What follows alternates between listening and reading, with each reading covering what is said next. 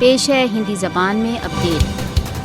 6 दिसंबर आज 30 वर्ष हो गए जब अतिवादी हिंदू समर्थकों ने राज्य की सहायता से अयोध्या की बाबरी मस्जिद को धराशायी कर दिया। संपूर्ण विश्व के मुसलमानों के मन में सन 1992 में बीजेपी आरएसएस समर्थित हिंदू भीड़ द्वारा बाबरी मस्जिद की ध्वंस की दुखद स्मृतियां आज भी ताजी हैं। 6 दिसंबर 1992 को बाबरी मस्जिद का ध्वंस मात्र केवल उत्तेजित भीड़ का काम नहीं था, वरन चोटी के अतिवादी हिंदुत्व नेताओं का गठित षड्यंत्र था। नवंबर 2019 के अपने पक्षपातपूर्ण निर्णय में भारतीय सुप्रीम कोर्ट ने हिंदुओं को ऐतिहासिक बाबरी मस्जिद के स्थान पर एक मंदिर के निर्माण की अनुमति दे दी। भारतीय न्यायिक व्यवस्था ने बाबरी मस्जिद के ध्वंस के निर्णय में हिंदू विचारधारा को अधिक प्राथमिकता दी।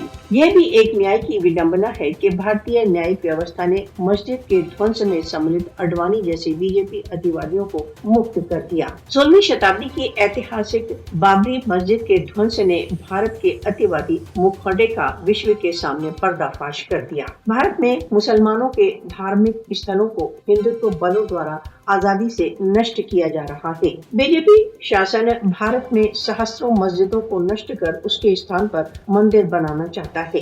भारत में संस्थाओं, स्थलों तथा राजमार्गों के मुस्लिम नामों को हिंदू नामों में परिवर्तित किया जा रहा है। हिंदू संगठनों से संबद्ध अतिवादियों के लिए मुसलमान मुख्य टारगेट हैं।